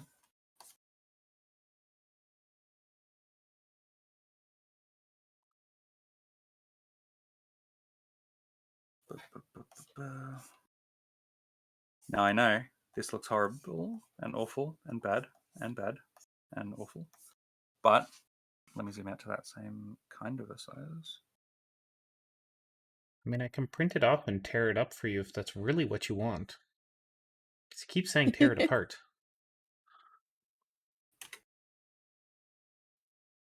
You can even see just there, it's a lot more visible and all that sort of stuff. So that's the kind of a way that like using the bigger lines can be useful in terms of like when you actually export it at the emoji sizes kinds of things. Mm-hmm. I'm still trying to figure out how to do, especially like emojis, since they're so tiny and you have a square box and you have to make it work with XYZ. Whatever servers you're a part of, look at their collection of emojis. See what works, see what doesn't work, and kind of study it that way too. Like study them in use. If you see one that's like, yeah, that one's really clear, I like how it expresses something, screenshot it and be like, okay, how do I make that, how do I make that happen too? What about it makes it pop? Oh, the bold lines, or oh, it's the colors. Oh, it's the fact that it has no nose but an eyes and a mouth. That So kind of stuff. if you look at the at any of the sort of emojis, emotes, whatever that we've posted up there, the big ones, and right click on it, you'll see copy image, save image, copy link, open link, whatever. Just right click on one of them, like the fine line emote, and then open link, and then you'll see the actual literal emoji thing pop up in your browser. And then what you can do is you can open that up and then sort of see what they've done, like how they've like sort of made everything visible, and then just like look between how it actually shows up in Discord, and sort of see what elements are visible, what elements aren't visible, and then if you even want to, you can do something along the lines of open this picture up in Clip Studio or in whatever you're drawing in, and then use that as a bit of a base to sort of show off. Here is a decent line work size. Here is a decent sort of a size to look at in terms of head size and head shape and what's going to be readable and all that sort of stuff. So that's honestly, I think that's what I've done a few times when I've tried to like do emote sort of stuff, is like open up an existing one and then just like use that as a bit of a base to check my sizing off of and all that kind of thing. That's been useful.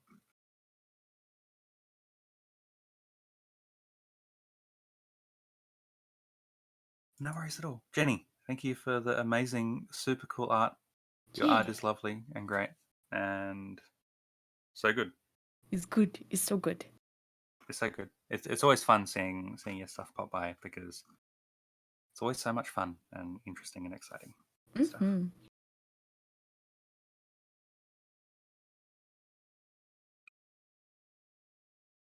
Feel free to check more stuff at us. It's always good, always fun. All right. Anyone else have any other art they'd like critiqued? Any other questions they'd like to ask? Any other tennis ball memes they'd like to make? I think we're all done on tennis ball memes. You sure? Please no more. Please. Yep, please no more. We've resorted to sticking tennis balls where tennis balls should never go. Oh. It needs to stop. Oh no. I haven't searched for those memes. Oh, I don't search for them. Oh, they just find you? Yeah. Life finds a way? It's Life finds a way. No. no. No.